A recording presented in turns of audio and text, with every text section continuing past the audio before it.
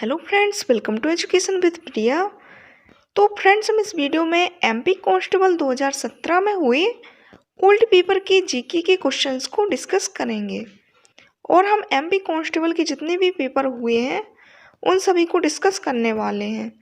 और जो पहले करंट के क्वेश्चन रहे हैं उनको हम वर्तमान करंट के अकॉर्डिंग उनके आंसर बताएंगे। और फ्रेंड्स, ये 22 अगस्त 2017 का फर्स्ट शिफ्ट का पेपर है। तो अगर अभी तक आपने अपने चैनल एजुकेशन विद प्रिया को सब्सक्राइब नहीं किया है तो कर लीजिएगा। तो चलिए वीडियो को स्टार्ट करते हैं। तो पहला क्वेश्चन है हमारा, राष्ट्रीय सुरक्षा परिषद भारत एनसीसी का मुख्यालय कहाँ स्थित है? तो राष्ट्रीय सुरक्षा परिषद एनसीसी का मुख्यालय मुंबई महाराष्ट्र में स्थित है। ऑप्शन 4 राइट आंसर है इसका। और इसकी स्थापना 4 मार्च 1966 को की गई थी। इसका उद्देश्य राष्ट्रीय स्तर पर सुरक्षा, स्वास्थ्य और पर्यावरण पर स्वैच्छिक आंदोलन को उत्पन्न करने, विकसित करने तथा बनाए रखना है।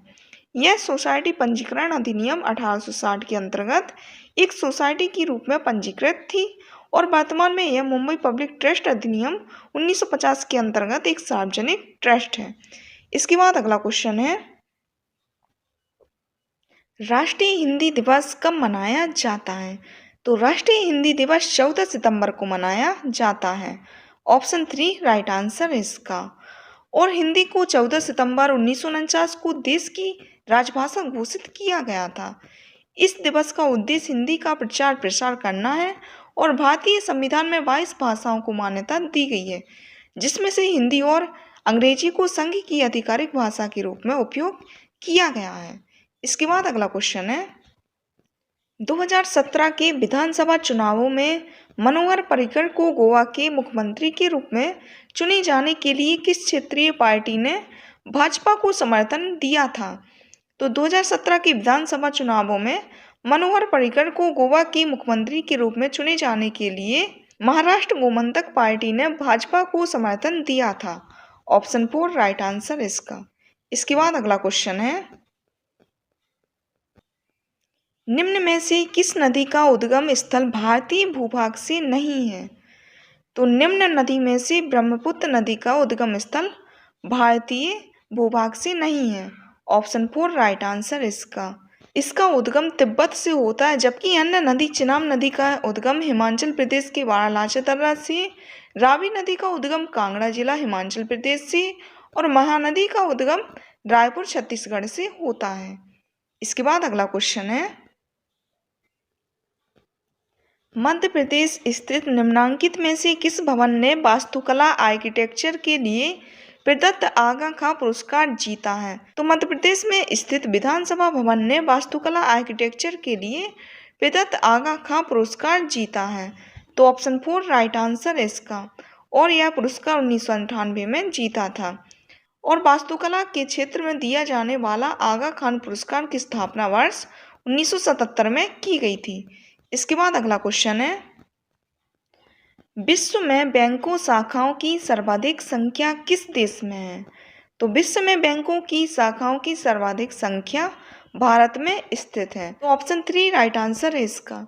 यहाँ सर्वाधिक बैंक शाखाएं स्टेट बैंक समूह की है, जिसकी लगभग 24,000 शाखाएं स्थापित है। इस बैंक की 35 देशों में 190 अन्य शाखाएं स्थापित हैं। इस बैंक की स्थापना 2 जून 1806 को की गई थी तथा इसका राष्ट्रीयकरण 1955 में किया गया था और इसका मुख्यालय मुंबई में स्थित है। इसके बाद अगला क्वेश्चन है, भारत में सबसे लंबा समुद्र तट कौन सा है? तो भारत में सबसे लंबा समुद्र तट कौन सा है? तो भारत में सबसे लंबा समुद्र तट मैरीना समुद्र तट है। ऑप्शन 4 राइट आंसर है इसका। और यह भारत के पूर्वी तट पर बंगाल की खाड़ी में उड़ीसा राज्य में स्थित है। इसकी लंबाई 67 किलोमीटर है। इसके बाद अगला क्वेश्चन है, 2017 में किस भारतीय क्रिकेटर को पद्मश्री पुरस्कार मिला था? तो 2017 में भारतीय क्रिकेटर विराट कोहली को पद्मश्री पुरस्कार मिला था। तो ऑप्शन 3 राइट आंसर है इसका। और इस पुरस्कार की स्थापना 1954 में हुई थी। इसके बाद अगला क्वेश्चन है, जो इंदौर के पास एक औद्योगिक शहर है, मोटर वाहन उद्योग के भारी संकेंद्रण के कारण भारत का डिट्रॉइट के उपनाम से जाना जाता है। तो इंदौर के पास एक औद्योगिक शहर है। धार जिला पीतमपुर को मोटर वाहन उद्योग के भारी संकेंद्रण के कारण भारत का डिट्रॉइट के उपनाम से भी जाना जाता है। तो पीतमपुर ऑप्शन 2 राइट आंसर है इसका। और पीतमपुर धार जिला में स्थित है। इसके बाद अगला क्वेश्चन है, विंग्स ऑफ फायर किसकी आत्मकथा है? तो wings of fire APJ Abdul Kalam की आत्मकथा है। ऑप्शन 4 राइट आंसर है इसका। इस पुस्तक की रचना 1999 में की गई थी और एपीजे अब्दुल कलाम को मिसाइल मैन के उपनाम से भी जाना जाता है। इसके बाद अगला क्वेश्चन है, बैजनाथ मिश्रा बैजू बावरा एक खालिस्तान संगीतकार थे। तो बैजनाथ मिश्रा बैजू बावरा एक ध्रुपद संगीतकार थे। ऑप्शन 3 राइट आंसर है इसका। और बैजू बावरा ग्वालियर की राजा मानसिंह के दरबारी संगीतकार थे। इसके बाद अगला क्वेश्चन है, भारत के किस प्रदेश में कैन वन्यजीव अभ्यारण्य स्थित है? तो भारत के अरुणाचल प्रदेश में कैन वन्यजीव अभ्यारण्य स्थित है। ऑप्शन 3 राइट आंसर है इसका। और एक कैन वन्यजीव अभ्यारण्य है और एक कैन नदी भी है जो पन्ना में बहती है। इसके बाद अगला क्वेश्चन है, किसने लंदन में इंडियन होम रूल सोसाइटी की स्थापना की थी? तो लंदन में इंडियन होम रूल सोसाइटी की स्थापना श्यामजी कृष्ण वर्मा ने की थी। ऑप्शन 1 राइट आंसर है इसका। और इसकी स्थापना 1905 में की गई थी। इसके बाद अगला क्वेश्चन है, पुस्तक गुलामगिरी के लेखक कौन हैं? तो पुस्तक गुलामगिरी के लेखक ज्योतिबा फुले हैं। ऑप्शन 3 राइट आंसर है इसका। इसके बाद अगला क्वेश्चन है, निम्न में से किस जिले के गांवों को क्लाइमेट स्मार्ट विलेज प्रोजेक्ट में शामिल किया गया है? तो इनमें से राजगढ़ जिले के गांवों को क्लाइमेट स्मार्ट विलेज प्रोजेक्ट में शामिल किया गया है। तो ऑप्शन 4 राइट आंसर है इसका। क्लाइमेट स्मार्ट विलेज प्रोजेक्ट में मध्य प्रदेश के 3 जिले राजगढ़, सीहोर और सतना शामिल हैं। इसके बाद अगला क्वेश्चन है, सतना में पैदा हुए उस लेखक का नाम बताएं जिन्होंने मिस्टर इंडिया जैसी फिल्में लिखी हैं। तो सतना में पैदा हुए जावेद अख्तर जिन्होंने मिस्टर इंडिया जैसी फिल्में लिखी हैं। ऑप्शन 4 राइट आंसर है इसका। इसके बाद अगला क्वेश्चन है, मध्य प्रदेश जीवाश्म पार्क खालिस्तान में स्थित है। तो मध्य प्रदेश जीवाश्म पार्क डिंडोरी में स्थित है और इसकी स्थापना 1968 में हुई थी, लेकिन इसमें जो राइट आंसर दिया गया है वो कटनी दिया गया है। लेकिन मध्य प्रदेश जीवाश्म पार्क डिंडोरी में स्थित है। इसके बाद अगला क्वेश्चन है, भारतीय सेवक समाज की स्थापना किनके द्वारा की गई थी? तो भारतीय सेवक समाज की स्थापना गोपाल कृष्ण गोखले के द्वारा की गई थी। ऑप्शन 2 राइट आंसर है इसका। और इसकी स्थापना 1905 में की गई थी। गोपाल कृष्ण गोखले महात्मा गांधी के राजनीतिक गुरु थे। इसके बाद अगला क्वेश्चन है, गर्मी की दोपहर में सफ़ेद कपड़े से बने तंबू को प्राथमिकता दी जाएगी क्योंकि सफ़ेद रंग है। तो सफ़ेद रंग ऊष्मा का एक खराब अवशोषक तथा अच्छा परावर्तक होता है। ऑप्शन 2 राइट आंसर है इसका।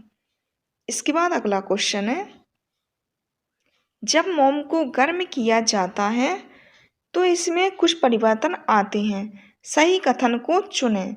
तो जब मोम को गर्म किया जाता है तो इसमें कज्जल का निर्माण होता है जो कि रासायनिक परिवर्तन है।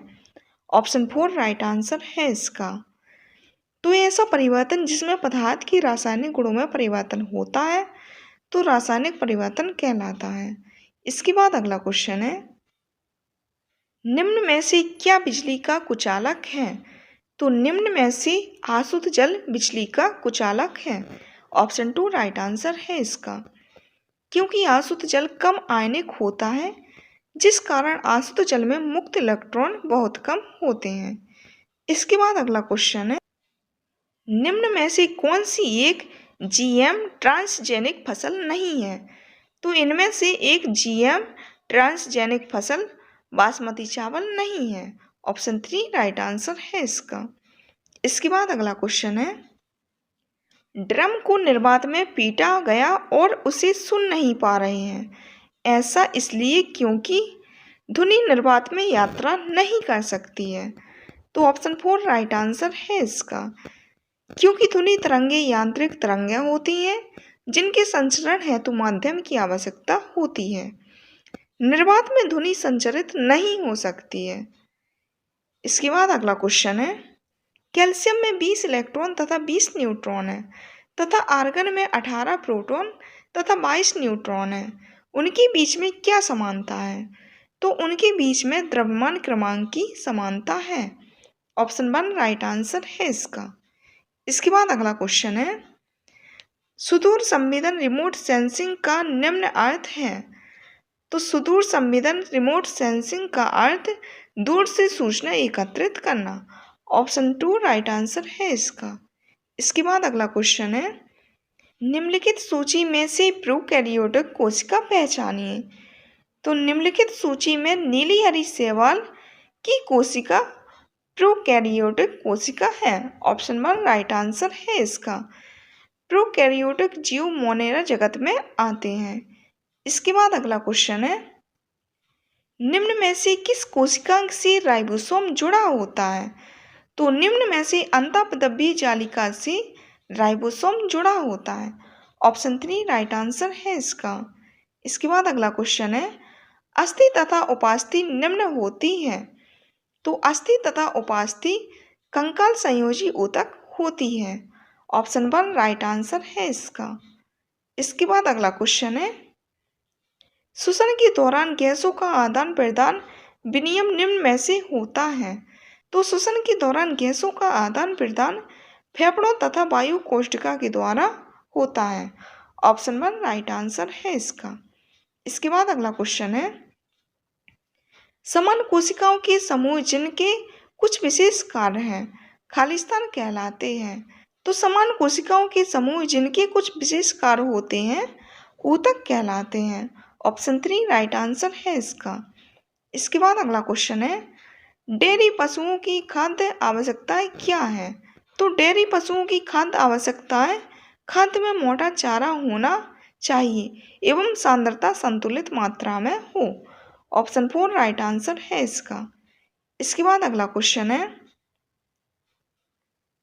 बीजों के अंकुरण के लिए निम्न में से कौन सी एक परिस्थिति आवश्यक नहीं है? तो बीजों के अंकुरण के लिए निम्न में से उर्वरक परिस्थिति आवश्यक नहीं है। ऑप्शन 1 राइट आंसर है इसका। बीजों के अंकुरण के लिए उर्वरक की आवश्यकता नहीं होती है, लेकिन धूप वायु नमी इनकी आवश्यकता होती है। तो फ्रेंड्स, हमने एमपी कांस्टेबल के ओल्ड पेपर के जीके के क्वेश्चंस को डिस्कस किया है। तो फ्रेंड्स, वीडियो पसंद आए तो वीडियो को लाइक कीजिएगा, चैनल को सब्सक्राइब कीजिएगा ताकि आपको इसी तरह की अपडेट मिलती रहे।